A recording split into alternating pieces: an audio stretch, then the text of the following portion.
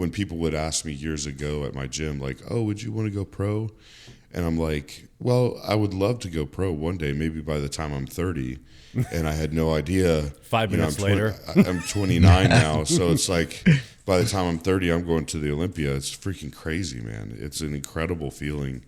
And I'm already so excited for this Olympia prep, just getting going and really pushing towards that goal. I want top 10.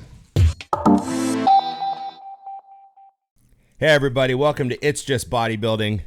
Big Ron Partlow here, of course, with Dusty Hanshaw and the producer, Scott McNally.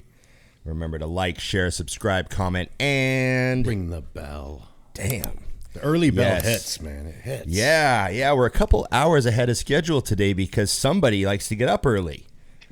And it's... it's not early where we live. Yeah. 11:30, so early. It's really where I live. You guys. Yeah.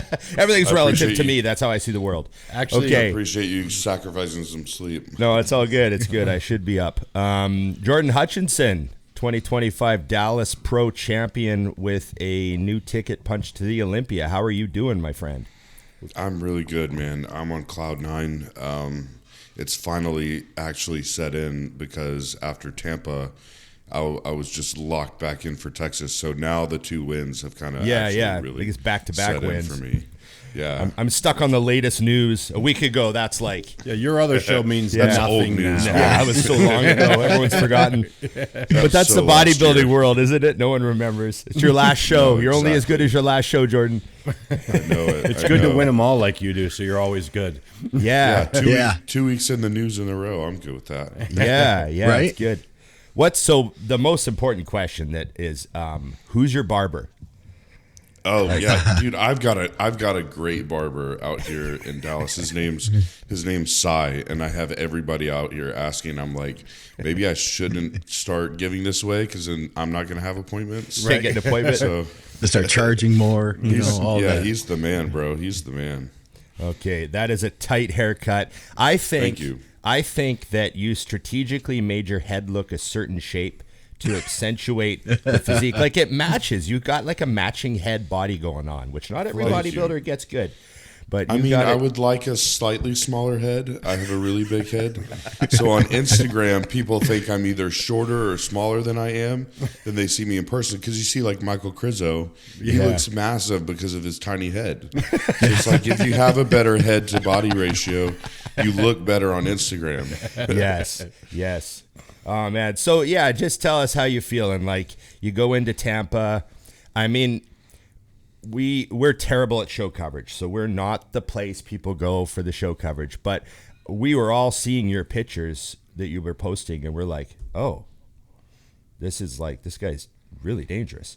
And then coming into Tampa, I mean, what were you thinking going into Tampa? Like, were you thinking I could win this, or were you looking at the lineup and Lionel Baecki was supposed to be there too. He never showed up, and like he's obviously a threat if he's in shape. And what were you thinking just looking at the names? I mean, honestly, I was very confident going into the show because I knew the kind of improvements I made since last year. I think so. I did Tampa last year with De La Rosa and Mo Foda, and I got third, and that wasn't my best look. And then I did Texas Pro after that show and came in a lot tighter. And Tyler Mannion told me, had you come in like this, you would have had a really good shot at winning Tampa last week, which De La Rosa won last year. And a lot of people had De La Rosa as their pick to win because of his track record. And he just did not, he just didn't have quite the look to, I think he got sixth, maybe fifth at Tampa. But we didn't know what he looked like. He wasn't posting updates. Right. So that was a wild card, to see Jewett he was going to be in there. I didn't know how I'd match up against him. Top 11 Olympian, So like seeing 5 Olympians in a Tampa lineup, I'm like, this is going to be tough. But to be honest, I'm not one of those guys that ahead of time gets cocky or arrogant on social media and says I'm going to win it all. But in my head, I had a gut feeling I could win that show. I really did feel strongly I was going to win based on my conditioning with aesthetics, balance, size. I think I figured I had the overall best package, but you never know unless you stand next to him, right? Well, at least I covered the arrogance for you and was telling people you were going to win. I appreciate that, man. As soon as he said it, I was like, well, I think that one's in the bag. That means a lot to me, man. Yeah, we actually held off on announcing it because last year I did Chicago Pro first, and it was the first time I'd ever been projected in anything where podcasts and people were talking about me before the show. Right. And not that it got in my head, but just it slowed down my prep because I like watching like y'all's podcasts. I like watching bodybuilding podcasts. And I didn't want to hear my name constantly because then it's like it slows it down to where all I can think about is, oh, when's the show going to be here? And then so I waited until the Monday before the show to even say I was going to do it when we knew probably 3 weeks out we were going to do Tampa, maybe 4 or 5 weeks out, honestly. Nice. I was in shape way ahead, so it just made sense to do it. Man. Your now, accountant's glad you did it. Yeah, yeah. Yeah, definitely glad. Yeah, so what was going through your mind? You know, you're at the show. Obviously, Beastwood looked amazing in Tampa, Right? Like, and you know, very intimidating frame, and I mean, he's quite the sight. People who don't know Quentin, right? Am I not telling the truth here? It's when you see Quentin walking around, it's kind of like, oh shit, like there's not very many people that look like that, right? So when you realize it's top 2 U and Q, you know, what were you guys, you know, I mean, he's a great guy, but you know, what's going on with you guys? Like, how would that feel when you knew it was the top 2 of you?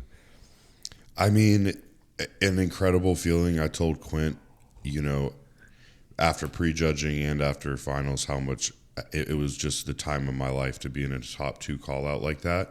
Because I was in the top 3 call out with De La Rosa and Mo last year. It just wasn't the same having a top 2, knowing like you're set in that top 2 and battling it out and going through those rounds was amazing. It's funny because I actually went backstage after, you know, they do the symmetry rounds, right?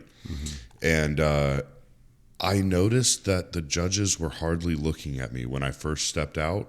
And dude, I got so nervous. I asked Chris Tuttle, my coach, backstage. I'm like, bro, did we even make first call outs? Like, did I fade? Like, what did I look like? What was going on? Because Tyler wasn't even looking at me. And so I think they knew already that I was going to be in that first call out. They were kind of comparing other guys, right? But I'm like way on the end in bad lighting. And I went from that thinking like, dude, I have no idea. They weren't looking at me to I was in the top 2 call out with Quint. So I was on top of the world as of that moment. Just that's what I love doing this for, is those battles where you're in it and you know you're 1 or 2 and you're neck and neck and getting to fight for it. So it was the most incredible feeling, dude. And no matter what, you did better than last year at this point. You know what I mean? No matter how the cards fall. Yeah, and you know what too? We knew that you were planning to compete. We talked to Chris, Andrew Barry, because we were trying to figure out like who's going to be in the show. We're getting pictures together and everything, and he was like, "Yeah, we're going to decide. You know, he's probably going to do it, but listen, just don't say anything." So we had to hold our tongue on the show that week. Yeah. Well, thank you. I appreciate that. One of the things about that top 2 was when I think about it, you and Quentin were technically my 2 favorite types of physiques, right? Side by side, you know? And so that's what was so like striking about seeing you guys in the top 2 call out together, you know? And, you know, cause it's, you know, it's not often you get a guy over 6 foot that has, you know, that type of physique. Right. So, and, you know, so I was a big fan of that, but then you have that like Dorian looking type of physique, which is obviously mind boggling, but, the conditioning, man, you know, the striated glutes and the hardness through the hams and just the next level. Like my friends were texting me going, that Jordan guy's hard as fucking nails. Like everyone was just saying how hard you looked in the pictures and video. And, you know, how do you feel about the look you gave these 2 shows and the fact that, you know, you're off to the Olympia now? And you've got to improve on that. Yeah, man. I mean, gosh, to even be compared to Dorian is a huge deal for me. And I think that's like how I got this physique was I was watching from the get training when I didn't even know much about training at all. I was watching Dorian, Branch, Johnny Jackson, just like super thick and dense. Yeah, I wanted that density, that hard, grainy, striated muscle, and I've always wanted that. So to be even compared that way is amazing to me. And so it is apples to oranges because Quentin he's so overpowering on stage. And if he can put it together and get in crazy condition, and be like Samson size, nobody's beating him. Right. Absolutely nobody's beating him. So, it was an honor to be on stage with him, and to be able to beat him out with my strengths was an honor to, a lot of people on the internet don't agree with it because they don't understand bodybuilding criteria. Right. Because you have to have enough of each thing. And it's not like I'm completely not aesthetic. It's just I'm not Quentin's aesthetics. Yeah. So there are levels to that game. Right. Yeah. There are. You got plenty I'm of the thick white guy with conditioning, I'll do what I can with what I got. But to be able to go to the Olympia, man, that's a dream come true. I always used to say when people would ask me years ago at my gym, like, oh, would you want to go pro? And I'm like, well, I would love to go pro one day, maybe by the time I'm 30. And I had no idea. 5 minutes later. I'm 29 now. So it's like by the time I'm 30, I'm going to the Olympia. It's freaking crazy, man. It's an incredible feeling. And I'm already so excited for this Olympia prep, just getting going and really pushing towards that goal. I want top 10. I think that's a feasible goal, man, because people, the internet and social media kind of messes things up because you look so good, but everyone looks really good by themselves at that level, So I feel like when you came out on stage and can stand the way you did against the group, like had it been a watered down show, you wouldn't have gotten the respect where now people who know bodybuilding go, this changed the Olympia a little bit. Yeah, there were changed the Olympia. 26 guys. That's was really it 20, cool. 26 guys at Dallas? It was at Texas, 26 guys. Yeah. Crazy, and that's the other mind-blowing thing to me is it's like I didn't win against a bunch of scrubs. No. Yeah. I'm just last year I had a lot of people telling me after I lost to Andrew Jack at Texas Pro, I was second at that show. I knew it wasn't beating Andrew unless he came way off. And so tons of people were like, bro, jump in and do the British Grand Prix or whatever the next show was that was in England. They're like, there's not that many guys showing up. Just jump in. I'm like, I want to use this time to make sure I'm good enough to make a statement at the Olympia. I don't want to just barely graze a qualification at the Olympia. I want to solidify myself and make a commanding presence on stage, which I believe I did, winning 2 back-to-back shows off of my first pro win. Like I made myself known. So, that's what I wanted the most was my first pro win. I didn't want anybody to say, well, he went to the Olympia, but maybe he should skip a year because he won a week lineup show. Know, yeah. I want to go established. This Tampa Dallas sort of like period of the year has become like these 2 shows have, how like back in the old days it was the Olympia, the Arnold, the Ironman, the Night of Champions, right? And things have changed now, and the Tampa Dallas back-to-back thing that happens every year is now these 2 shows are crazy. Yeah. And it's the last 2 U.S. qualifiers. Yeah. So it's going to be big no matter what. Yeah. You used to get like 1 or 2 good guys, and it was kind of a weaker show at these, like, what do I call them? City, the shows with the city in their name. Yeah. We used to have Chicago Pro. There used to be San Fran Pro. They weren't the biggest shows, and but now it's nuts. They've grown these 2 shows, and obviously the timing of them is very key for everyone going into them, and really brings a lot of all the muscle to the stage. And it was hell of a pair of shows to win, man. I didn't tell anybody this online. Like I said, I'm not one of those guys that like I want to come off cocky or arrogant online. on Instagram and say, "Oh, I'm winning this. I'm going to win this show," because I don't want to have to eat my words. And I know for a fact, like, I don't know I don't know who's showing up until the Monday before the show. I had no idea Lionel Bayeki was going to show up on that list. And I told my wife, I was like, if Lionel Bayeki showed up like he did at the Olympia years ago and in the same or better shape, he's beating all of us. Right. That guy was like a genetic freak show. I was always a fan. Yeah. But he was a big question mark and obviously didn't even show.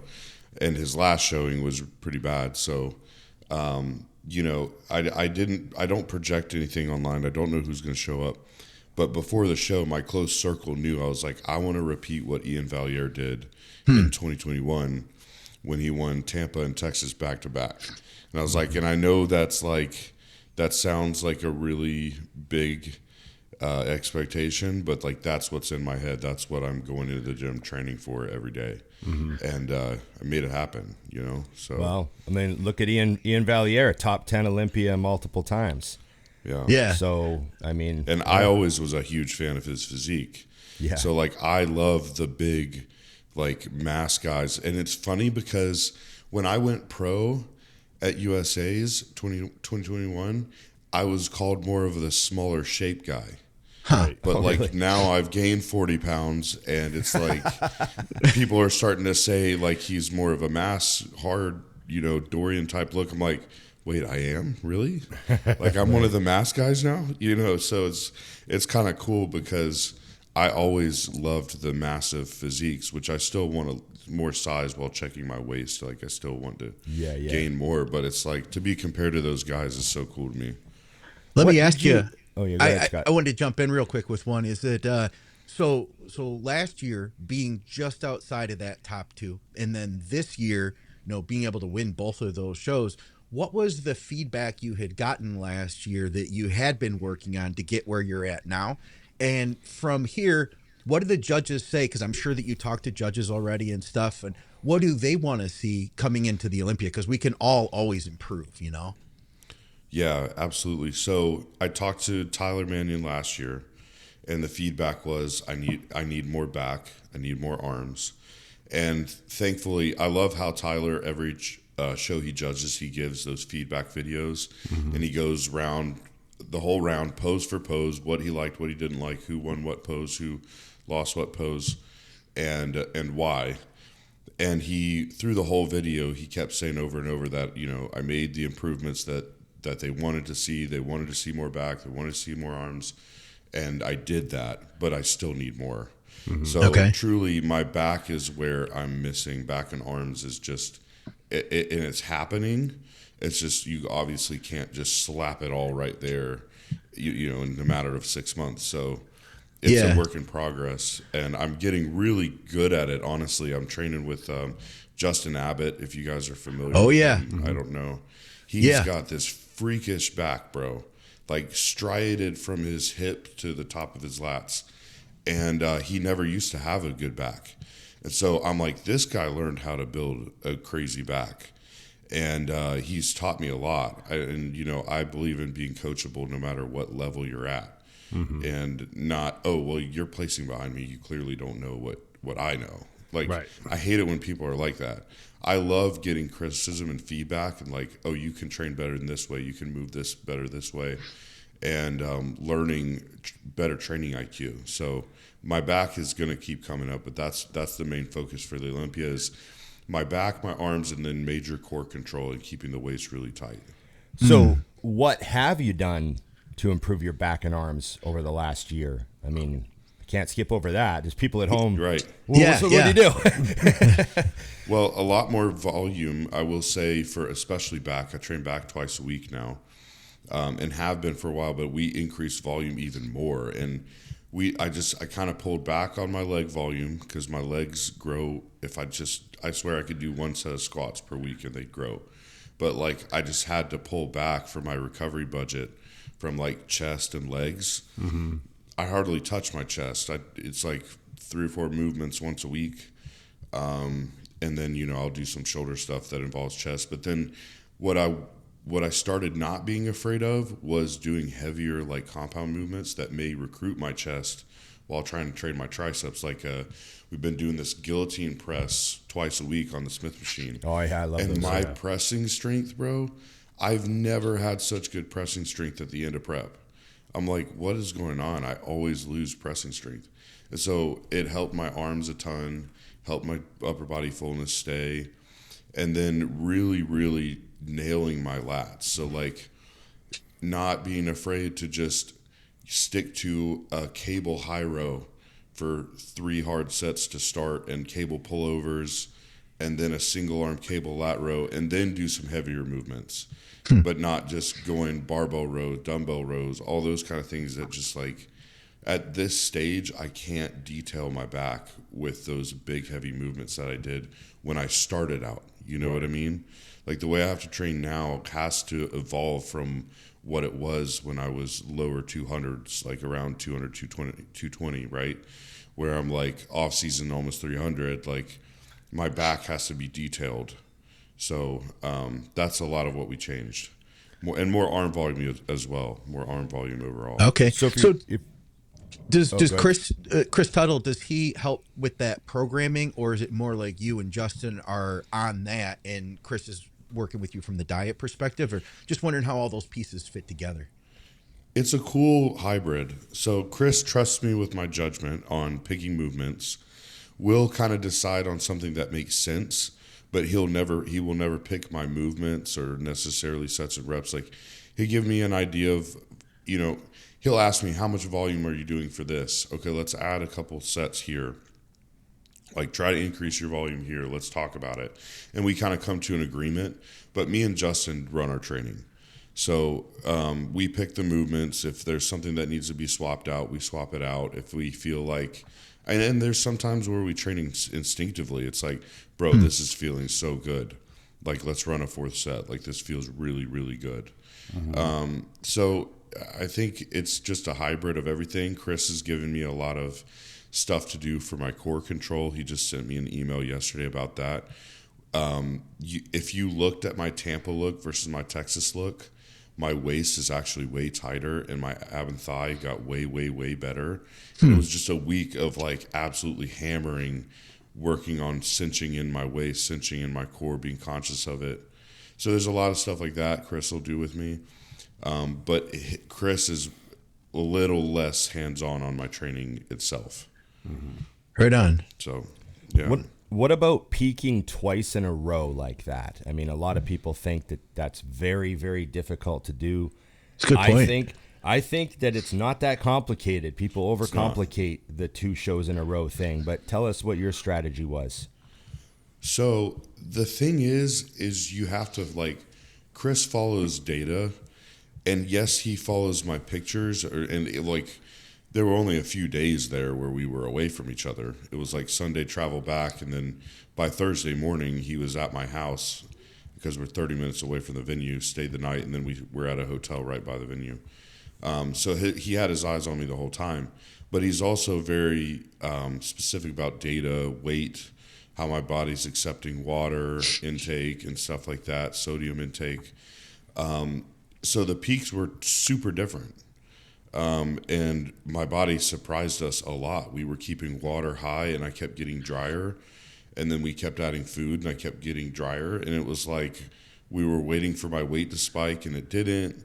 It's like it's always different, but for whatever reason, Chris, he is so good at peaking. He is just so good at peaking. So I have no stress at all because I have absolutely zero thought in my mind of like, okay, what if Chris misses the mark? Because 2 years in a row, we've been better at Texas than we were at Tampa. Mm-hmm. And we both times had to follow my body a different direction than the prior peak because, you kind of deplete after the carb up on the first show. You got to get back down to a flat, dry spot so you can fill back up. And then it's like the body's going to do what the body's going to do. It's not going to be the same every single time. Mm-hmm. So, one thing we did want to do was try to push the dryness because Tampa at finals, I was straight first on the judging, but at prejudging, I only beat Quentin by 1 point. So, but we came back harder because I restricted water for finals and I was drier and they liked that look better. So we're like, well, let's push the dryness and hardness even more because I'm one of those guys, I could be like 90% full and I may look bigger just because I'm that much harder than if I'm like blasting full. So we made that call, and then Texas, we dried it out a little more, and I was actually a good 4 or 5 pounds lighter, I think, at Texas than Tampa. Surprisingly, what did you actually weigh? The morning of, I was 257, and the morning of Tampa, I think I was 261. But by the time I was on stage, Texas, I was probably about 259, maybe close to 260. Yeah. Tampa, by stage time, I was 264. So I was a good 4 or 5 pounds tighter and drier, not quite as full, but my Texas look was way better, in my opinion. You were night and day in Texas, which is a funny thing to say, as good as you were in Tampa. But like you were saying earlier, I was laughing because I was watching the pictures and then going into the comments, and with no due respect, the amount of guys who don't know bodybuilding that comment drive me crazy. I know.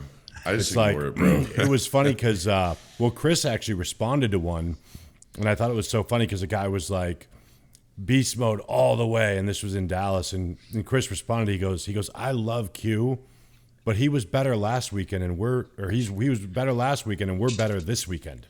Yeah, I have to admit, he was better in Tampa. I don't know what, it's like you said, Ron, sometimes for some people it's hard to peak 2 weeks in a row, and for some people it's not. It's like, it sometimes just depends on the physique and how much that rebound affects you. Well, also, so I don't know if that affects him. What did you do right after the show? You know what I mean? Like, right. And I'm not, guessing what he did. Maybe he was right on, but I always think back to when Roden won his first Olympia, they were competing like 2 weeks later.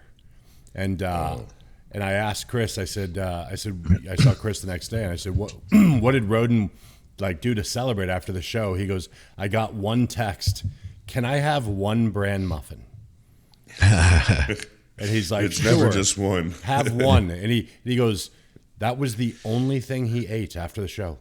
He's like, I got a show. No, you really did? Yeah, he had a bran muffin after winning an Olympia, and then was like back on because he's like, that's awesome. I don't want to win an Olympia and then lose the next show. Oh, for sure. Yeah. So, I mean, yeah, that's not a good look. Chris is very win a small Grand Prix that. show, or lose a small Grand Prix show to somebody after you win the O. I mean, you don't know how bad your body's going to rebound, especially when you have already carved up, you've already restricted water, maybe a diuretic or something, and then next day you fly.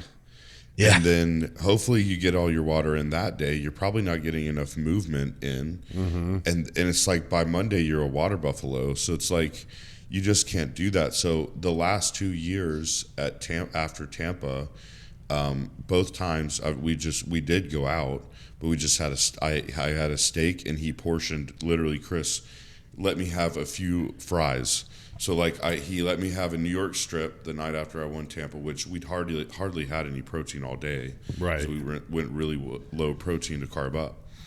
And so by that evening, we went to Capitol Grill. I got a New York strip, and then I hand him my plate, and he portions out fries because he's a nutritionist. He's like, okay, I can see how many carbs those are. You can have seven and a half fries.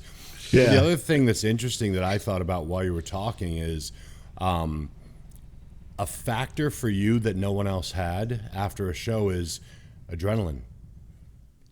You're through the roof. 100%.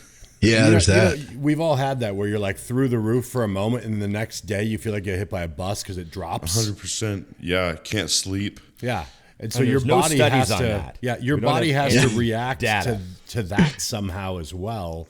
It's got to burn fat or something. Yeah, it's like, what is going on here? I don't know. I just thought that the improvements that you guys made in a week was mind-boggling. Because like you said, you were lighter, but you looked bigger. I think you had just the right amount of fries for the adrenaline. If you would have got that eighth fry, you'd have been fucked. Yeah. Chris knows the adrenaline fry ratio. He's got it down. I snuck an extra one. I'm not gonna lie. Oh, So you are the reason you won. Already. Yeah. I was like, Chris went to the bathroom. Give me a fry. One more, just one more. What about challenges during prep? I mean, people see the victory and they see the improvements in the physique, and it's all good, and sometimes the prep had a lot of stuff in it that was difficult that doesn't come out the other end and no one really hears about or cares about, but we care. So did you have any like, what was the main challenge for you? Did you have any issues during the prep that you had to overcome that? So, I mean, this is what's weird, and I can talk about this, the challenges in my off season. Okay. Prep went so smooth, bro. Like, we're like, what the hell is going on? To the point, Chris is like, did you get some kind of like Hulk gamma radiation this prep or something? Like, I don't understand. You're not, this is not, none of this makes sense, what's happening. Like, we had my food really pretty low early on because usually my body requires that to really get rolling. And then by the end of prep, once I'm lean, I'm almost always having more high days and like hardly doing cardio, and my body's just flying through food at that point. And we just maintain training performance and stay lean because we usually get ready really early. But it was like I was growing through this prep just like I did last year. So prep was amazing. I couldn't have had a better prep. There were really no challenges. But I will tell you about my off-season challenges, which I almost did not compete this year. My plan was to take the year off, truly. Damn. And so after Texas Pro last year, I had decided to get gyno surgery. It wasn't bad. A lot of people were like, why are you even doing it? Like, I can't hardly tell. But I just wanted to take care of it because I don't want to have to blast Arimidex all the time. I don't want to have to worry about, what if it gets worse later? What if I'm on the Olympia stage one day and I need to compete regularly, and then and then everybody sees it and all the judges are like, this is a problem now. Yeah. So I was like, I'm gonna get it taken care of because I've had it since I was like 12. So it already presented when I'm already prone to it. Yeah. So I was gonna get that taken care of, but prior to that, I had an 11-day trip with GASP to Europe scheduled before the Olympia. So that pushed out my off season. Then went to the Olympia with GASP and Uprising, and then after that, a couple weeks after that, had surgery. And basically the surgery went awesome. Everything was great. And the doctor's like, wow, this is incredible. Your results are so great 5 days later. And he's like, you can go back and train if you want. I'm like, are you sure? Because if you tell me I can go train, I'm going to go train. Yeah, like, right. There's no doubt about it. I'm not sure if you know what that means. Yeah. Right. And so he's like, well, just don't train chest, don't do pull downs. Exercise. And I was like, yeah. I don't think he understood it. I don't think people understand at this size, when I train legs, I can probably get a pump in my chest. Right. Because like the blood flow is just different. So like after training back and training legs, I ended up with these massive seromas of fluid. Oh. Not hematomas, but like it's where the dead space tries to get filled with fluid because of like too much movement. And I learned that through my research after the fact. So after you had the doctor was great. I will say the doctor was great. He did an incredible job. And he was literally like texting me, checking on me all the time for months. But dude, and he was in Staten Island. So bro, I had to literally I talked to Hollingshead and a few other guys that had done, and they had all drawn it out themselves. And so like I went in and I was just like drawing this stuff out on my own, like every other day. I love it. A little home surgery. Bro, 30 cc's out of my left side multiple times. Wow. So all that said, it's already extending my off season, and hopefully that's not too gross of a story for your listeners. Put your hand up if you've drained something yourself. Yeah, we're good. It's happened. I We're good. I'm with my own people here. So, hey, I don't want to drive to the doctor every time. No, I'm not getting a Baker's cyst cut out of my knee. I'll just do that. Yeah. Well, see, that was the other issue. So what happened was that extended, and then for 5 weeks I couldn't train. So here we are in like almost December, and I still haven't even started my off season. Stayed lean, TRT and everything, and then it's like I finally start training again, and then I get this scar tissue that looks worse than it did before. Oh, okay. And is it kind of caused by the seroma, like affecting the tissue? Oh god. Yeah. So that's what I was told by a bunch of guys. They're like, you got to get that out, or it's going to harden, and then you're going to have to get surgery again. So I was trying to just wait it out, like do all the protocols everybody was telling me to do. I was trying to get a local surgeon to do like a cortisone shot on me, and couldn't find anybody. Then I got pneumonia in the meantime. Why not? And that kicked my ass in January. So, bro, this off season was like, there's no way I'm going to make progress. On top of the fact, I'm not stepping on stage with this. And then all of a sudden, everything just like turned around. And I started, after I had that pneumonia, I started making stupid progress. Then I found a local guy, a local surgeon that would do that, willing to do the cortisone shot for me. It melted in like a week. It was just like gone. So they just shot the scar tissue with cortisone, and it just... Yeah, it's called Kinolog, and everywhere I read online, because I'm a gyno surgery expert now. Oh yeah, because I obsessively did all my research. And 1 hour consults, $500 an hour. Call Jordan. Yeah, DM me. And they just did an intrascar Kinolog shot. They like shot it a million times. I mean, it was like so many different places. But within a week, I was like, what the hell? This thing is just melting off. Wow. And then now people comment on my stuff. They're like, bro, you have nipple striations, because you can see my striations through the nipple now. And I'm like... Like they just run right through? Yeah. That's wild. I always wanted nipple striations. So there's nothing there but skin and muscle. Nothing there but skin. And it's like, it's a blessing, because I was like, I'm going to have to redo this whole thing and skip the year. So all that said, it was like, I thought there was no way I made progress. And sure enough, I was like 247 the morning of Texas Pro last year. So, at least 10 pounds, but I was way, way, way harder for Texas Pro this year when I woke up. Yeah. We filled out a good few pounds for prejudging, but dude, like I was skinned alive when I woke up. Like I'm gonna post the video from that morning on my Instagram soon, but I've never seen my glutes like that in my life. So I mean, I gained at least 10 pounds over the course of last year to this year. Can't tell you why or how, because I had at least 6 months of time completely wasted, but maybe that gave my body like a boost. I don't know. Yeah, maybe you needed the break, Yeah, it's not the first time I've seen some, like, I've seen a few guys over the years where they have like no off season because of something, and then they, kick into a prep and they're like smaller than normal and clean for 7 months and all that stuff, and they wind up with a better result, and you're just like, it's crazy. I think it has something to do with like being fresh, health. Yeah, health, and inflammation in your body. Yep. Receptors, and the fact that like, so tons of people would keep commenting to me after last year's shows. They're like, "Why are you still stage lean? You've been like 4 months post show. Why are you still stage lean?" But Chris is very particular about staying really, really, really lean before we push.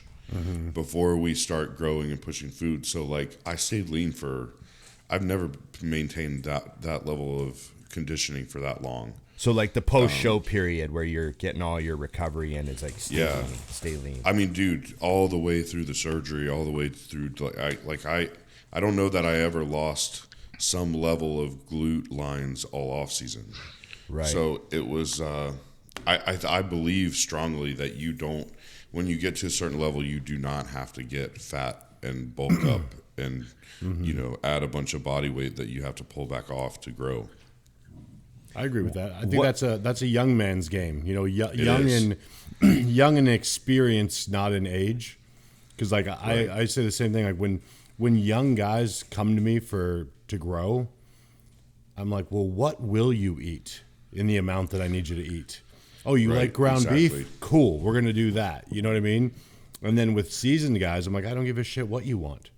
If you want to win, you're gonna do this. You know what I mean? So I love that you're echoing that, because you essentially put on 10 pounds in like a 2-month off season. Yeah. That's what's weird. That's why Chris he's the whole prep. He's like, I don't know, man.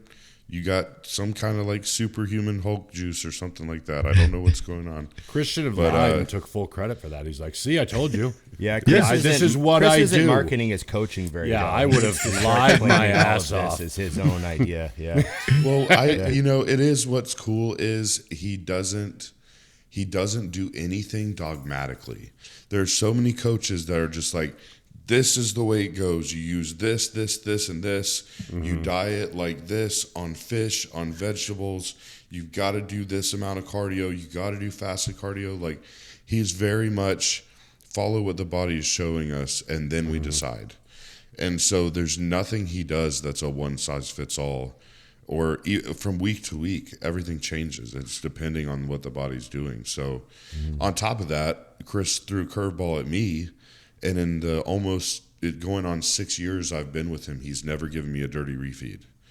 And like 7 weeks out, I get my high day plan, and at the very bottom it's like in and out, double, one single, one fry. I was like, Chris, you're just messing with me, bro. This is not a funny joke. Wouldn't do that to somebody. That's a cruel joke, bro. And we had in and out like maybe 4 times during the prep, which is very new for me. He always does clean, like just more rice, more carb refeeds. But he's like, bro, you're like 275 and really lean. I think we need to try different things with you. Like, let's just give this a shot. Love it. And we just tried a lot of different things that had to happen. So nothing's really the same as prior preps. We just followed what the body told us it was doing, and even if it was weird and didn't make sense, we just kept it rolling. I think what's cool about you is I was talking about you this weekend with Nikki. Nikki knows Jordan much longer than I do, from when he essentially started. And I told her about your year. I was a and, little guy. The changes. And she's like, that doesn't surprise me. And I said, what do you mean? Because, obviously he has great genetics. And she goes, no, he has lived bodybuilding since he started. She's like, this is what he does. It's what he's meant to do. She's like, I bet you he hasn't missed a meal in 10 years. And I laughed. No. I'm like, probably not. Well, that means a lot to hear that. It really does, because I've always, the thing I've always said, like I told you guys, people would ask me if I wanted to go pro one day, and I said, maybe by the time I'm 30. I've always said genetics will be the only thing that holds me back. It will absolutely never be my discipline, my consistency, my work ethic, like none of that.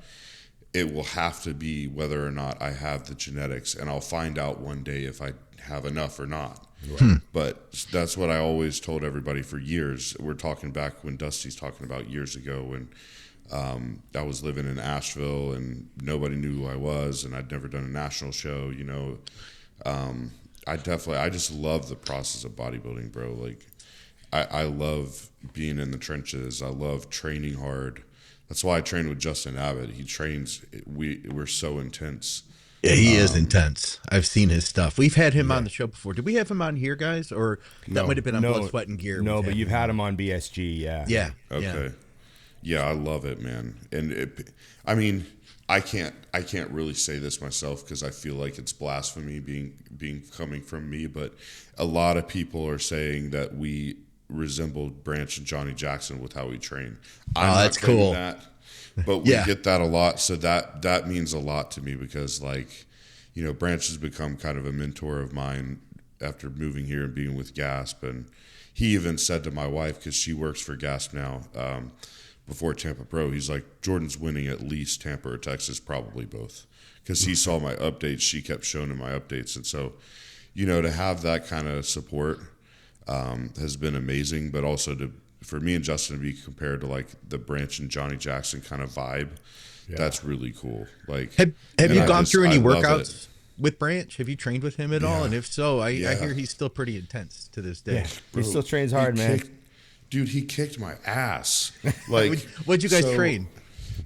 Back. Well, so when we went to Europe, right? I did the Iron World Tour with GASP last year, and that was that 11-day trip in Europe. And then like I did 2 guest posings in Sweden for them and everything. But we Branch was there for the whole UK trip, which was like a 4 or 5 day tour through like London, and we went over to James Hollingshead to see him. And so we trained with James and his training partner and Branch. We all trained chest together. Nice. And then we went to, what was it called? It's in Birmingham. Is it called Ultraflex? There's an Ultraflex there, I think. Now. Okay, I feel terrible now if I'm blanking on, if I'm not saying the right thing. Did you guys go to Dino's gym? Awesome. No. Okay. Just because you said Birmingham, so I thought, because I know James goes there too, so. Okay, no, we hadn't gone there. But it's, it was a back day. Was it Simon's gym? You went to Simon's gym? Simon. Yeah. I was about to say Cy.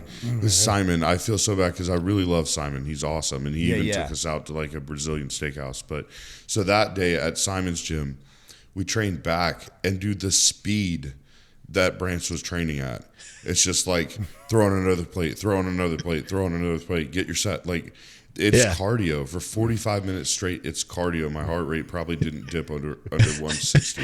You lost 3 pounds. It was just nonstop. Dude, I ripped through food. Like, it was crazy. It was crazy. But that's Ultimate Fitness. Ultimate Fitness, not Fitness. Ultraflex. Right. It was a great gym. But yeah, that session with Branch was really awesome. But he is that, like, get in, get out. You don't need to catch your breath between sets. Like, you better push it. You know, options for pussies. Back and forth. Exactly, dude. I was gasping for air, and he's just rolling through, bro. Yeah. And you know, it may not be perfect for him on everything, but it's like he's just ripping it, and then he's like, "All right, you're set." I'm like, "My gosh, dude! Like, I can't even catch my breath from 3 sets ago." I wanted to ask you while you're kind of in this area.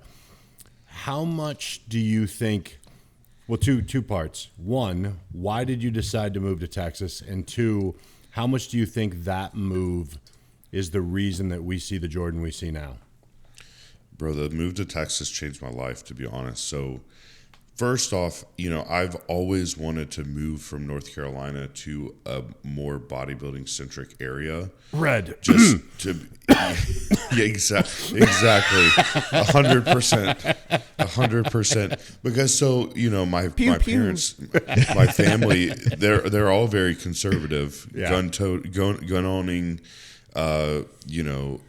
very traditional conservative Americans, right? So it's sad to see so much of North. Anyways, I won't get into all that. We know. Well, I'm a backwoods mountain kid from Western North Carolina, so there's that background. But Texas is incredible, and I didn't want to be a big fish in a small pond. I wanted to challenge myself and push myself, because I started to realize, I'm like, okay, I passed up like everybody here as far as like local bodybuilding goes. I went pro and stayed in North Carolina, and then I did my pro debut in Texas in 2023, and 2 months later I moved here because I was like already on the fence about it. Chris lived here. I had visited him in January 2023, before the Texas Pro, and then again in June, and then came again for the Texas Pro. And I was like, I'm convinced. And by the time my wife came with me for the Texas Pro, she was convinced. Mm-hmm. The people here are so nice. Everybody's so happy, because why wouldn't you be? You live in Texas. And you have In-N-Out, so like that's even better. What else does one need? So long. Yeah, you've got a gun shop on every corner. Like what could you ask for more? Right? What am I doing here? Why am I not in Texas, guys? It's time for you to move, Scott. I think so. Yeah. But on top of that, so I, after that Texas Pro, Hunter Labrada kind of took me under his wing a little bit as far as like, helping me He's network regretting and that getting now. me on with GASP. Man, he's so cool. We actually saw each other yesterday at the GASP event, and it was so good to catch up with him. But he's helped me a lot. He's already given me tons of advice for my first Olympia. But it's just a community here. Like, there's so many bodybuilders moving here too, because the gyms are incredible. All over Texas. I've been to multiple gyms within 2-hour range of this DFW area that just will blow your mind. As far as you guys did one, Mutant on a Mission, the Mike Harrison's gym in Longview. Oh, in Longview. Do you remember that? Shout out, of course. Oh, yeah. I talk to Mike all the time. Shout out to Mike Harrison. He sends Dusty and I t-shirts and stuff. Great guy. But what a collection cool dude. of equipment. He even was he traveled up for Texas Pro. Yeah. And he was DMing me like all excited and stuff. And then he was at the GASP event too. So it's like, bro, there's people like that everywhere here. And it's such a cool community. And so GASP got me on as like a more of an entry-level athlete. And I just wanted to immerse myself. And I was like, all right, I'm moving to Texas. I'm taking a chance. This is a big risk. I have no safety net. I'm no longer the big fish in a small pond, but I want to challenge myself. And my whole life changed. And that doesn't happen for everybody, because you have to make it happen. You can't just like say, all right, I'm going to move where there's more opportunity. Yeah. And then it just falls in your lap. Yeah. You have to move where there's opportunity, and you got to go and get it for yourself. And so I've worked really hard on networking I edit all my own content. I have to wear a bunch of different hats, from bodybuilder to coach to, I would say influencer, but working on my content to where I can monetize and make good sales for the companies I'm with and stuff like that. And, I've really grown ever since I moved here to Texas, and it was both within my brand as well as bodybuilding, because gyms are just more equipped here. And then when you train at a gym like at Destination, now we've got me, Justin, we've got Elias McCall, Brandon Barrow, that guy Kennedy, Colossus Ken, he just moved to the area. We've got, at any given moment, you may have 5 open pros in Destination, maybe more, and tons of people visiting. We got a bunch of 212 pros at our gym every day. Like, it's an incredible environment to train in. And so how can you not grow and progress when you just immerse yourself, How many gyms do you use? Like, typically, how many gyms do you kind of use? Well, right now, occasionally I'll go to the Metroflex in Plano. I moved to Fort Worth originally, and I loved it there, but we just moved over more towards Dallas to be by Destination Dallas GASP headquarters. Right. But I've been to Metroflex Arlington, that was really cool. I got trained by Crazy Brian place, a couple times. Isn't that the craziest place? Dude, and Brian Dobson putting us through, we'd done at least 2 workouts, I think, with Brian Dobson. Just crazy to be in that environment. See Ronnie walking in one night when we were down there. Then they got a Metroflex in Fort Worth. The castle. I've been all over gyms around here. Yeah, it's so cool. And then, so when I first moved here, I started going to Absolute Recomp, and I love the equipment. I love the owners, and I love what they're trying to do. But it definitely attracts a lot of influencers. So I can only take so much because I can only kick over so many tripods before I get tired of kicking. So I just It has incredible equipment though. So I actually talked to the owner yesterday, and they're building 2 new locations, and I may pop in there for like if I need certain back equipment or this or that, because they're going to help us out with memberships and stuff. But it's the environments here in Texas that are the best part. So I love to get down to Metroflex Plano if I need a quieter day where there's not as many people I know, and won't get, I'm like, okay, I won't get stopped here. Right. But Destination is like our family at this point, bro. Like, I walk in and it's like my Texas family's all there to train, So that's mainly the 2 gyms I go to. Just a couple as of right now. Yeah, but one of my clients saw you getting ready for the show this past week at Destination. And he said, you were, his name was Matt. I don't know if he said hi. He said you guys were training. He's like, I didn't want to bother him.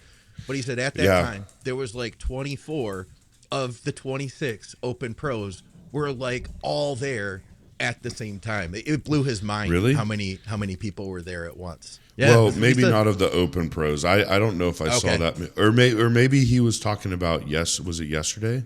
I'm not sure. I don't know when. To tell you the truth. Okay, yeah, but it was. I mean, it's definitely a hot spot, right? So we have people coming in and out of there, traveling from all over the world all the time, right? To train and to experience the family that's GASP. Like GASP is really what Michael Johansson has done for GASP is truly amazing, with bringing so many people together all over the world. Mm-hmm. So I mean, there were people from all over the world this past week at Destination for the show and everything, traveled in. So it's really cool, man. It really helped me level up being here in Texas. They're incredibly That's so cool. Like every time I've been to Texas, I mean, I don't know how many times I've been to Michael's house for a meal. Like he'll invite. He had a party there last night. Yeah, always have. We already had the breakfast and barbells in the morning and a big Q&A, a big event there, and then he invites everybody back to his house again. I went and had a date night with my wife finally for the last 6 months, but she deserved it. Yeah. Last time I was at Michael's house, he cracked open the gun safe for me. He will do that every time. He loves his gun safe. My kind of people. He's very proud of that. My favorite. He's Swedish, so now that he's in Texas, he's got to show off his. He's Texas not stuff. Swedish anymore. No. He's as American as you and I. He's got a big flag in the back of his truck. I was standing at the kitchen table with him, and I said, man, because he cracked a safe and showed me all the crazy shit in the safe, right? And we were like taking stuff out, and I was looking at everything. And then, they close the safe. We go over to the kitchen table. We're standing there talking, and I go, so if someone breaks into your house, if you got to defend yourself, I'm sure you got. And he just reaches under the kitchen table and just takes a gun and puts it on top. And he goes, there's a magnet underneath. So he's got one under the kitchen table on a magnet. Just hanging. My man. Just there all the time. So he didn't even move. He just reaches under and goes, there you go. And then he goes, there's a few around the house. I love it, bro. I was like, oh, you're so American now. Yeah, that's like my grandpa. I would sit on his couch, reaching the couch cushion. Oh, there's a revolver. You got to have it based on which place you're sitting on the couch. Yeah, you got one in the laundry room, right? You got one in the, yeah. Everyone needs a shower gun. Yeah, you got a shower gun. You don't want to run across the house naked. Just grab it right there. Scott's thinking, fuck, I don't have a shower gun. I don't have a shower gun. That's true. I don't either. I got to step my game up. Victoria might draw the line at a shower gun, Scott. Is there any limit? No shower gun. That's so amazing. I got some questions about, because most of our listeners aren't Jordan Hutchinson level, right? And neither is anyone else on this podcast. Neither is anyone else on this podcast. So you're the only person involved that's Jordan Hutchinson level. So I wanted to ask, can you go back to when you're a 23-year-old bodybuilder, and what you were doing? What was your mental outlook? I mean, obviously, Dusty told us what Nikki said about you back in those days. But what were you What were you doing? Were you working 3 jobs? Were you going to school? Just kind of tell us where you were at that point. Yeah, so early 20s, I was in community college, and I was working at a hotel. Dusty's familiar with the Biltmore Estate. Yep. And I was working at it's like a 4-star hotel on property of this ridiculous, massive 8,000 acre property.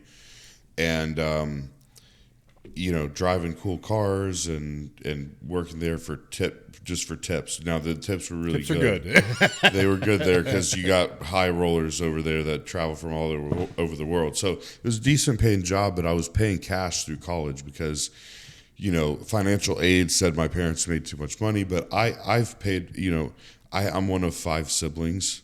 So it's hard to support 5 kids. So I've worked since I was 14, and my parents taught me how to work for everything I have. They couldn't provide everything, beyond me living with them. Like, they couldn't help me with my college. They couldn't help me with my car. They couldn't help me. Like, I am self-made, but I'm self-made because my parents taught me how to be self-made. Mm-hmm. So I don't take any credit away from them as far as like being able to help out with certain things. Like, but the fact of the matter is, like, they taught me how to do that. So I'd way rather them have done that and maybe had a lot of kids and not been able to provide college and stuff like that than for me to be spoon-fed, because otherwise I wouldn't be here. Yep. So I learned how to work my ass off, and I was in school paying cash through school because I didn't want to be in debt, and working a job and bodybuilding. And there was a point where I'm falling asleep in all my classes. I was on the dean's list every semester. I made straight A's. I was very good in school. But I didn't know what I wanted to do. I was either going to be an accountant or an engineer or something to do with math, because I was just a math brain. But I couldn't even stay awake because I was sacrificing sleep, because I wasn't sacrificing meal prep. I wasn't sacrificing my training, and I wasn't sacrificing my job or my school, because I need money and I need to finish my degree. And I was even close to getting an associate's degree. I was like, you know what? I don't know that I'm ever going to really use this. I'm just spending all my money on this. I'm not going to get loans out. I'm going to try to go all in on bodybuilding and just making money however I can. Mm-hmm. And I made that decision, and a lot of people thought I was dumb for it at the time. And I just kept pursuing it. And so I did my first NPC show in 2017.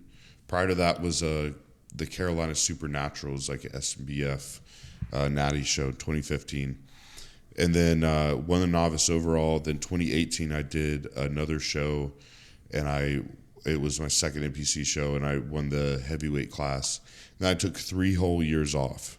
What did you weigh back then for like that novice show? The novice show, I actually think I weighed like 205, and I looked about 8 weeks out. Okay. Because I think it's important that we hear that. You know what I mean? Yeah. I was literally sneaking in extra cardio from my coach that was at the gym. He would yell at me because he's like, why are you still on the stairs? I'm like, I need to be leaner. Like, I don't know what you want me to do. I look like way too far out. Right. So that just wasn't a good prep, because I needed to be way leaner, clearly. The next prep, I got peeled, and I was like 195. It was the first time I've ever really been peeled. And so then I took 3 years off to try to pursue more size. And, that's when I was just working in bodybuilding. I got a really good sales job in the meantime that made the most money that I'd ever made. And so I could really invest in bodybuilding. That's what I tell a lot of guys, like, don't try to be a bodybuilder, like really invest in bodybuilding unless you can budget it. Like, budget what you can, but it's an expensive sport. So like, you have to try to find a way to get a good job where you can hustle. Like, I was 100% commission job, and I hustled my ass off to make as much money as I could, and pursued bodybuilding and went all in. And then in January of 2020, I met Chris Tuttle, or I actually begged him to coach me like 3 separate times, and he wouldn't take me because of who my prior coach was, and I won't say who that was. But he said yes, and then he'll a year tell and a half us after later, we hang up. Yep. He will. He'd be happy to tell you. So he a year and a half later, we won USA overall. Yep. And I will say, in 2020, when I started with Chris, you would have said, this guy looks more like a power lifter. Like, I don't think this guy could go pro. Mm-hmm. So it's the changes we made were pretty drastic, and I just grinded, man. Like, I didn't do anything special, but I made sure I paid my rent. I made sure I had enough money for bodybuilding. I worked my tail off to learn how to make money in a commission job and kill it so that I could invest more into bodybuilding and still live comfortably. And it all worked out, man. It definitely took a lot of work. I'm really glad that we did this segment, because the amount of guys that want to do this backwards, like you said, it drives me crazy. I'm like, you can't do this without money. You cannot. Right. So the fact that you pointed that out, I hope guys that are watching that want to be in your shoes remember you made that decision before anyone thought you could be a pro. Right. Yeah. Yeah. And it's like, guys don't budget prior. They just like, they start realizing how expensive it is to eat 400 grams of protein a day, and you know, all the stuff they have to buy supplement wise, super sup wise, like, and then they're like, oh crap, I don't have enough money for this. I'm going to have to take some time off. Sorry, coach, I'm going to leave you because I, you know, I don't have the money to keep doing this. It's like, you got to get your ducks in a row to be, especially to start a prep. But like, you know, people just want to jump in, and it's like, just keep it to training and eating until you can really invest in actually being a competitive bodybuilder, because it's never going to be cheap. Yep. So from that 195 in good shape, and then you took the 3 years off and you came back, what kind of difference was there on the scale in that time?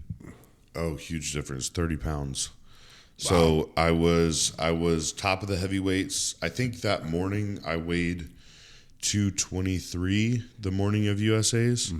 So it was almost 30 pounds, 28 That's pounds wild. In 3 years. It's funny how I think I've averaged that though. I think it's weird because I've seen your pictures for so long. The jump from that to USA's was obviously enormous, but the jump from the USA's to now is bigger. Like the difference in your physique, which is rare, like, which doesn't even make sense. Yeah, that's because you were already. I mean, you were great at the USA's. You won that show handily. Like most easily. guys turn pro and then they kind of improve. Yeah, like your jump from there to now is two different people, just like that jump was. You know what I mean? Well, it's funny. What I was going to say is I've averaged just 10 pounds per year every single year. Yeah. So because, you know, I may have, my conditioning was way better, I believe, at Texas than it was even at USA's or last year. So it's like hard to know exactly how much muscle it is. But considering I was about 223 there, I was 264 at Tampa, you know, that's 35, 40 pounds in 4 years. Yeah. So it's like pretty much general average. I'm gaining 10 pounds of muscle per year over the last 7 years. Yeah, that's wild. You know, 70 pounds of muscle over the last 7 years. So it's just like doing the same thing over and over and over and over and over consistently, and not backtracking and not getting injured. That's the biggest thing that me and Chris focus on. Like, I'm not one of those, you know, I don't care if my training partner, not that they would, but I don't care if they want to call me a pussy and if I don't want to do a certain thing because something feels tweaked or something feels wrong. Like, it's like you've got to go for training another day. Like, if something feels tweaked, you can't use your ego just, I'm just going to push through it. Like, because we're all one injury away from ending our bodybuilding career forever. Yep. And then it's over. Yep. Or you waste a whole year because you're going to have to recover from something. So I haven't had I've had tweaks like we all do, but I haven't had, I got knock you. on wood. Thanks for knocking on wood there. But no major injuries, so that's helped me really to progress steadily. So what's your, you know, like day-to-day situation? Like, what do you do to take your mind out of bodybuilding for 5, 10, 60 minutes a day? You know, what's your average schedule for a day? Like, what's Jordan Hutchinson doing that you know people don't know? Well, so I'm big on my faith, man. I really am, and that's something I project, and I'm very outward about it. God has blessed me with a lot of things in my life, and so that's what grounds me spiritually. I start my day every single day with a walk with my dog, and I'll listen to like a Bible devotional or the Bible being read or whatever, or, you know, I start my day with prayer. Like, it's something I'm proud of. It's not something I hide, and it's something that I like to be outward about. And of course, I have an incredible wife that keeps me grounded. I think her and I have something very rare where she hasn't competed yet, but she lives the lifestyle, and we've pretty much had a coach for her at all times ever since we had been together, or at least been married. So it's like, you know, okay, it's 10:30, it's time for meal 2, and we're both getting our meal together, you know? And so like, we live the same lifestyle. We go to the gym at the same time. She helps me with everything. At this point, I'm more than blessed enough to it wasn't like this for years. Her and I both had to hustle our asses off to, make sure we had the money we needed to live comfortably. It was not like it is now, but now she's able to stay home mostly. She works for GASP, our athlete manager, a little bit, but only like 1 to 3 days a week. And then for the most part, she's home, and we have our animals, and they may stress me the hell out, but they're amazing at the same time. We love them to death. And I got a dog and 2 cats. And so she stays home. I coach. I have sponsors that are absolutely incredible that help me out financially. I'm on a very rigid bodybuilding schedule. I eat at the same time. I go to sleep at the same time. I wake up at the same time. I do my walks at the same time. I get my same steps in every day. I am somewhat a robot, but I also spend a lot of time on social media and editing and stuff like that, and making sure I'm not paying tons and tons of money out for editors and stuff. I like to do things on my own. Mm-hmm. So that's kind of me. That's like my day. And then, in the off season, me and my wife love to have our date nights on Sunday where we go pig out on something or order McDonald's and sit on the couch and be fat asses, so that's cool. We're pretty rounded, and we're both homebodies, so it works out. She's never been a partier. I've never been a partier. We like to stay home and act like we're 60-year-old people that go to bed at 10:30 every night. That's why it's funny when Dusty and I were talking about the time for the podcast, he thought I was saying like 11:30 p.m. or something like that. I was like, what? I texted back. I go, do you know how old I am? Yeah, I'm just getting going. I was like, bro, you have no idea. I'm like 60 years old at heart. Like, I'm in bed by 10. Well, you do have a werewolf beard. Yeah. So yeah. You were asking about my haircut to like change my dude. This is totally for my face shape. I have a squattier baby face, so this is just like. I mean, I look like you're 24 if you shave the beard. But if I shaved it, I definitely look way younger, and it just doesn't look right. So this is to elongate my head. Every time I shave, because it's starting to go this way a little bit. I'm not gonna lie. Every time I shave my beard, I get a lot of people tell me, "Oh, you look 10 years younger," which makes me feel great. But then my wife gets upset because I shave my beard. So it's my wife's never seen my face. She's never seen my face before. She doesn't want to. She's like, "You better never shave that thing. I don't want to see what it looks like." Instantly fall out of love with you. Yeah. I will love you again in 8 weeks. Yeah. Yeah. The bodybuilding world is full of so many kind of wacky, interesting people. And one of the questions we ask people is, what's some of like the weirdest DMs you've gotten from fans? Oh my gosh. From fans that want more than being a fan? Is that what they want, a pair of posing trunks from Tampa or something like that. You get those? Bro, I don't even want to go into some of it. I mean, I've had one guy that said, I will pay for your flight and pay you to come out here and beat me up on video. Oh, wow. Beat the piss out of me on video, and then I want to video it. And I'm like, look, I'm a professional. Like, I don't know why you people email me. I don't know how you get my email, but I'm like, please screw off. Because I don't even like entertain any of that stuff. Because it's like, wait, how much was he going to pay you? Yeah, I was going to say, I'm retired now. I might. I'm in. I'm kind of over a lot of this. I mean, because it's like, you think about, like, I've had the emails with the posing trunks, and then it's like, but there's levels to it. Oh, yeah. It's like, posing trunks, this much money. Posing trunks plus you do this much money. Plus, posing trunks plus you do this in person. Then this, video it in person, that. And I'm like, you guys are disgusting. And there's this one guy, and I noticed the little signature at the bottom, and it was this dude that I already had restricted on Instagram. He wasn't blocked, but nobody could see his comments because they were freaking weird. So talking about, you're a muscle bull or something like that. And so I was like annoyed with this guy, like hashtag breeding bull. I'm like, what the hell is this? And so I noticed the username matched his email, and I was like, this guy just sent me this offer list of all this. And I immediately Ron's dude, literally, he would hashtag that on every comment. Every this comment. Be the title of the episode. No,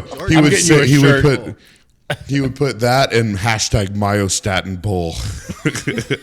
I'm getting you a T-shirt at the Olympia. Slap a sticker on his back, breeding bull. Please don't let that become my one of those bodybuilding big nickname. plungers on it. Oh my gosh, dude, it's disgusting. Turkey baster. We're always guaranteed to ruin the show by the end. Here we are. Yeah, it was going to fall apart at some point, but we did pretty well. We got pretty far. Oh gosh, I'm sure this guy will watch this too. Oh, he's so happy. He'll find some way to reach out. Well, to thank me to you for ask- mentioning ask- him. He's going to comment on our video. You mentioned What's crazy, bro? What's crazy is I blocked him on Instagram, and within like 20 minutes of blocking him, I don't know how he knew he was blocked. He emailed me right after. Why'd you block me? So he emailed me. I noticed the username. I went and I blocked him because I don't even want to deal with that. I don't want to see it. And then he emailed me again. Please, can you unblock me? I'm like, no, dude. Like, why did you send me this email? I don't want to see this. I need like my email. It was literally my coaching business email. I'm like, how did you get this? Yeah. For coaching or other. Or other. Yeah. Because I mean, it's like, yeah, it always starts as like, oh, I'm just a fan. Yeah. Can I just have your socks? Yeah, but then what's next? Like, what are you gonna ask for next? And you can't go down that road, bro. Yeah. I don't know. Yeah. It'd be Each their awkward. own, You but get an email that says your dog smells good. You're like, wait, what? Yeah, right. Freaking stalkers! Don't open that door, bro. I'm good. Yeah. That's classic. Man. So back on track. How many weeks do we have now until the Olympia? Where are we at now? What is this? We were 9 off weeks, track. Inside 9 weeks. Yeah. Yeah. So what is He's it? like, we're right on track, man. What? That's the conversation I wanted to have. I told him that's what we were talking about. Yeah, the whole thing. What's the game plan then between now and then? And I'm sure it's gonna obviously evolve, but like tentatively, what are you guys thinking? So, I mean, right now we're feeding up a little. Obviously, food's a little bit higher than it was baseline diet prior to the show. Right. However, I was having a ton of higher days towards the end because I was like almost stage ready, like 5 weeks out. Mm-hmm. But which Chris gets me ready early, anyways. But we're just gonna hold conditioning. This week is going to be training at like 75% because I'm super dry. Like my last workout on Thursday, everything was crackling and popping. Like every joint was so dry. Like just doing a lightweight Nautilus press, I'm like, like, okay, this is not okay. I couldn't push anything right now. So stay injury free this week. Like 75% training, you know. I will say, Ron, you did ask about some struggles I've had. The only issue this prep has been a back issue. And I don't want to talk about how much money I've spent on tissue work trying to deal with this back issue. It keeps me from being able to extend thoracically, like in my front double or my front relaxed. I cannot figure it out for the life of me. So, been to a bunch of professionals, but basically we're going to keep it to like chest supported row movements for now. Try to heal up my back. You just get pain in your lower back or mid back? It's mid back on the left side, like above, like, you know, you have your erectors down here. You got your traps and rhomboids up here. It's like right between there, higher up, like right under the like in the ribs, right in the mid back. Yeah, like to the left of the spine.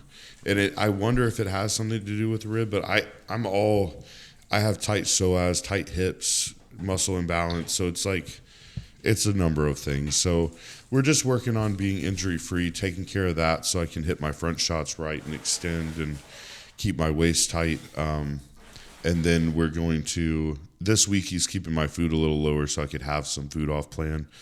I've broke open all the crap that was in my freezer over the course of the last several months of my wife having desserts and stuff and saving me some and stockpiling. So you got a stockpile, post show stockpile.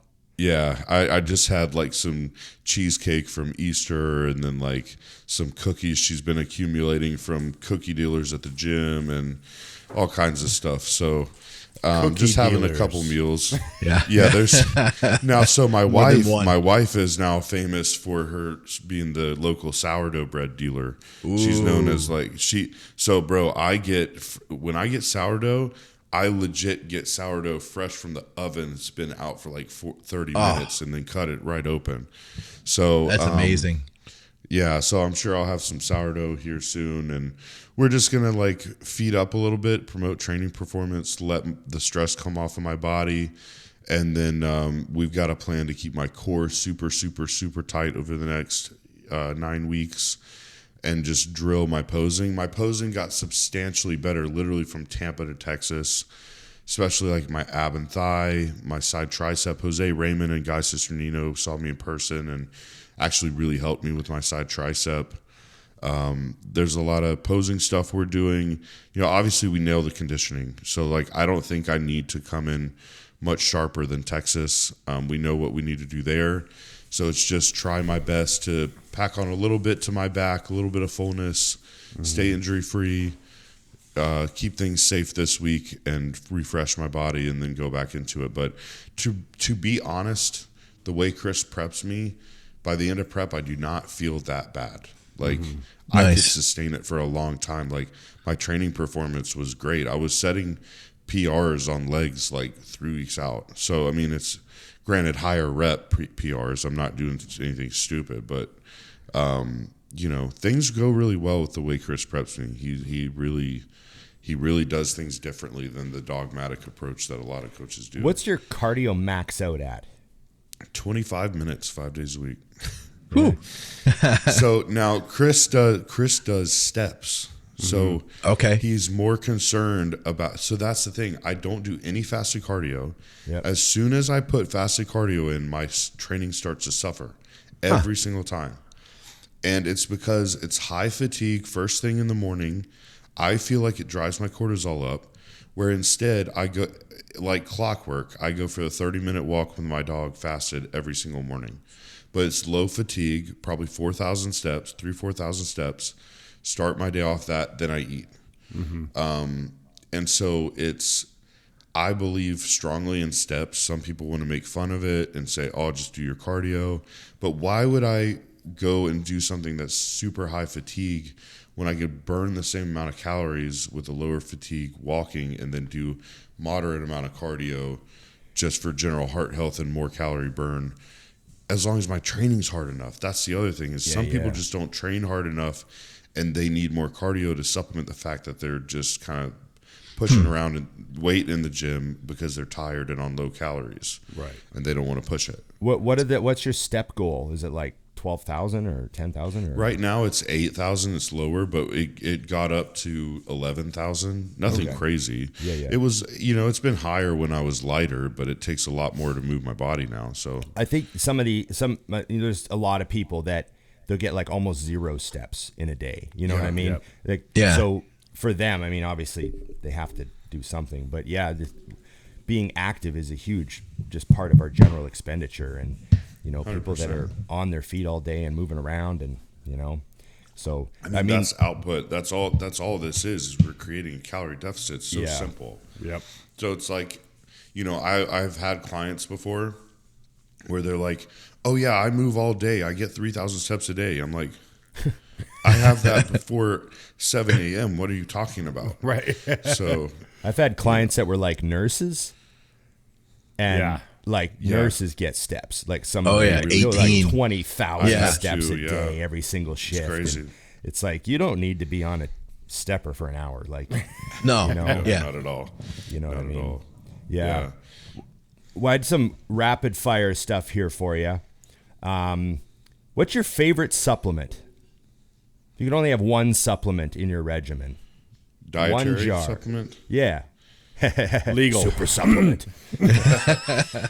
Are health supplements included, or are we talking like gym performance supplements? Well, you're trying to grow. If you're let's say you're a 25-year-old bodybuilder, you can only have one supplement. Oh my gosh. Besides protein powder, you can't pick that. Yeah, I can't pick protein. Yeah, I guess creatine, man. Creatine. Okay. And we're seeing a lot of positive benefits from higher dosing creatine. I've even upped my amount of creatine because they've seen so much like cognitive benefits as well lately. So I mean, I don't see why you wouldn't take creatine. You know, there's so many. I'm big on a lot of health supplements too.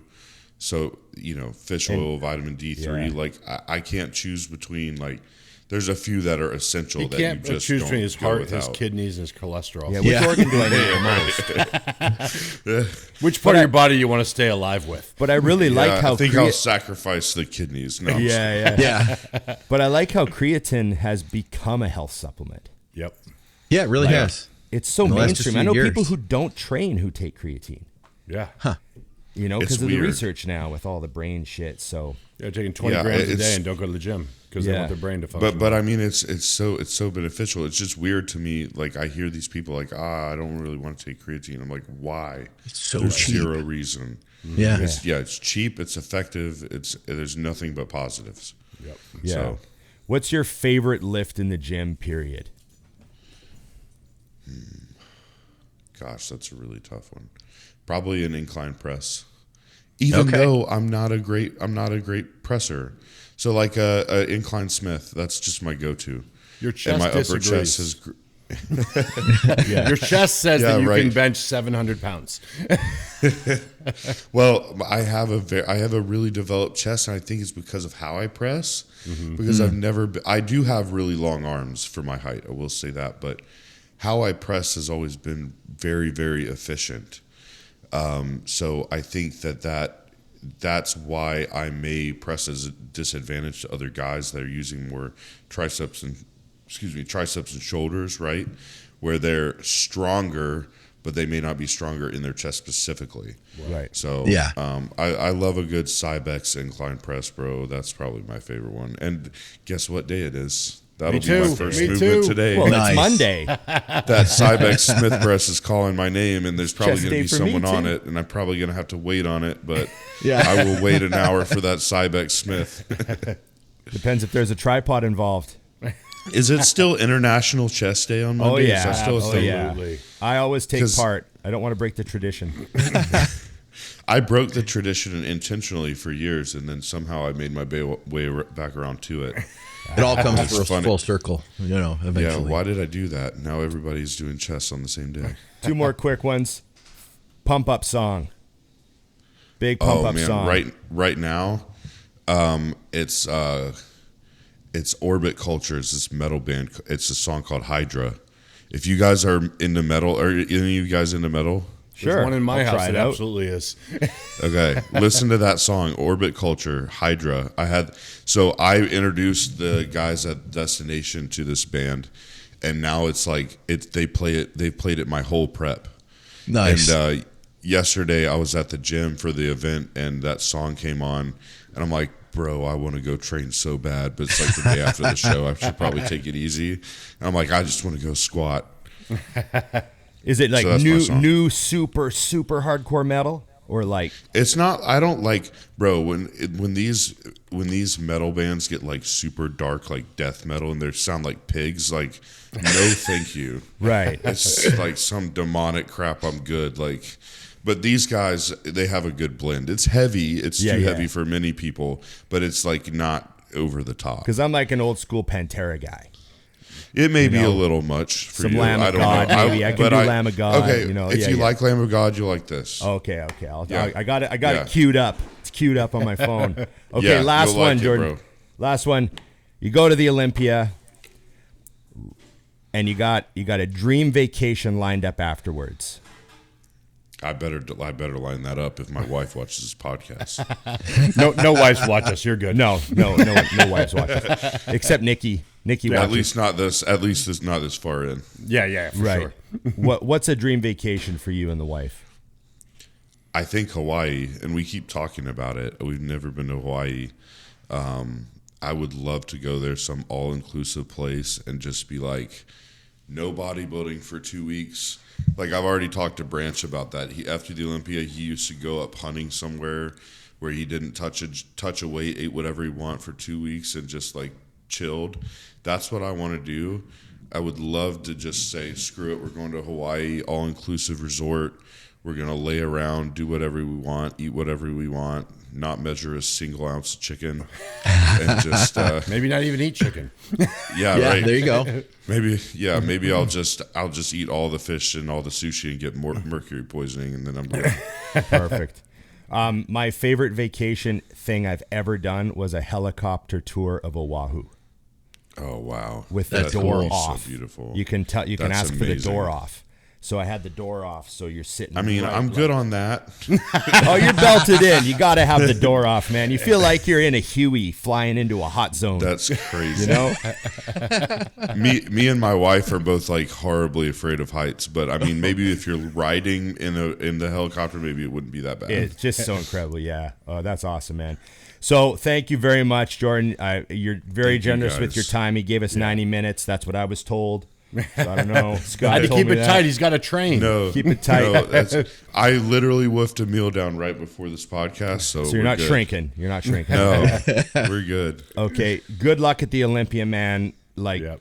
I'm really happy to see your physique going there and doing what it's doing, and I think you're, especially being so young like you are, I think the future of bodybuilding is in very good hands. Yep. With guys like you and physiques like you coming in and winning these shows, and we're excited for it, and we're just happy to see good people doing well. So thanks, Well, especially thank a you so listener of much. the show. The fact you already knew, know of our show course. is crazy. Yeah, you guys are awesome. I really appreciate you guys and y'all having me on and all the kind words. It means a lot to me. Really. Yeah, Oh, thanks, we're Jordan. grateful to have a chance to talk to you, especially now, man. This is like an incredible timing right after the two got lucky. shows. And Are we your first interview? Yeah, you guys are the first one. I got Dennis James tomorrow, but you guys beat him to it. yes, all right. See, we're terrible at being quick at stuff. Yeah. yeah, know, this is all luck. Yeah. So we're trying, though. We're trying. Okay, Well, I thanks, appreciate Jordan Hutchinson, two-time winner of pro shows this year, Tampa and Dallas, off to the Olympia. Good luck, Check out my his friend. YouTube. Check out his Check out your Check out all YouTube. his Yes. media. Yeah, And of when I course, have time, I'll be below. posting more. Follow him more on show the day stuff. gram.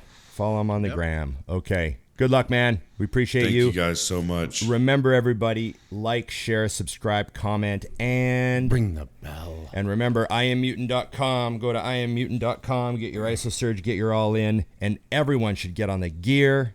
And of course, the new big greens. Get the big greens in you so you live to your 100 and you're healthy and you don't lose any, good Things. functions. There we go. Yeah. Things. Greens do stuff and things. That's the tagline for that product. Greens do things. They do things. Okay, thanks, man. Remember, Thank you so much. it's just bodybuilding.